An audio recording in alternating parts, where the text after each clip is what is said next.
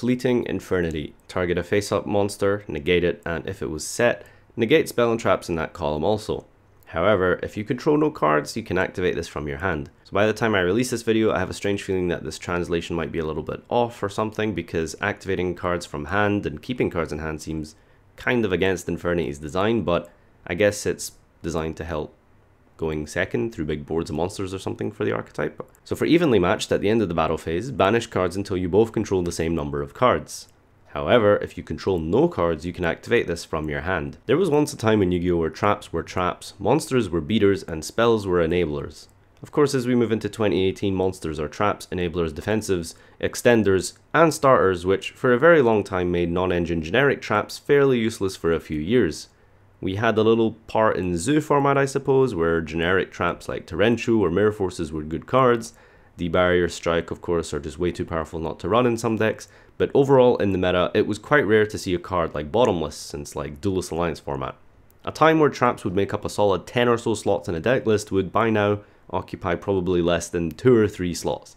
And even then they'd be maybe part of an archetype or searchable a lot of the time too, like Time Pendulum Graph. As the monsters become more powerful, the need for defense starts to dwindle, since there's no real point in playing defensive cards when you can create easy to access defense through your extra deck, for example like Baguska or Dryden, to form that defense and disruption.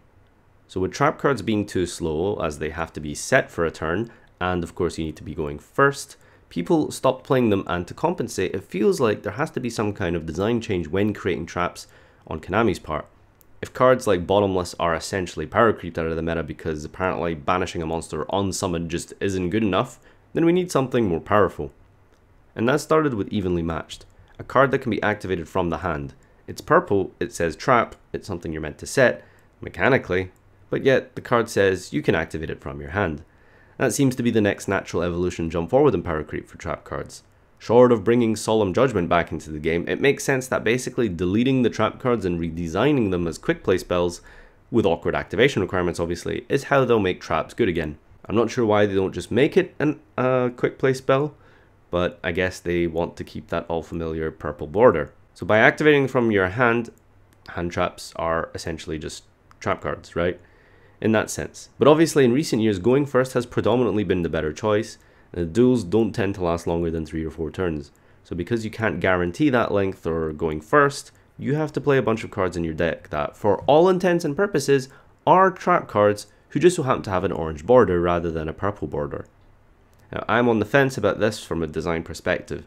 I'd much prefer that trap cards just be strong and powerful cards, balanced by the fact that my opponent isn't able to slice through my entire board like a knife through hot butter, because archetypes are just too broken. On the other hand, it's not really possible to reset the power creep of monsters and archetypes, so rather than nerfing, buffing is a design philosophy some people prefer, the idea that it's better to bring up rather than push down.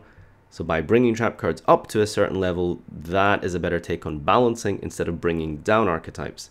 I mean, I'd rather they tone down archetypes they release and bring up traps a little bit, so not to the Solemn Judgment levels, but you know, probably a little more powerful than just Bottomless Trap Hole.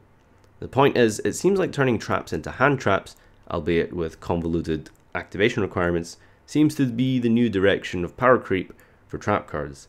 Now I can't say I'm a big fan, but it is what it is, and I guess in Fleeting Infernity and Evenly Matched are cards that sort of set the precedence for this idea that traps can essentially just be used from your hand now, albeit with weird activation requirements. But let me know what you think in the comments. Is this a bad direction to take with traps, or do you think this is as good as it'll get for the long lost mechanic? Comment, like, and subscribe. See you next time.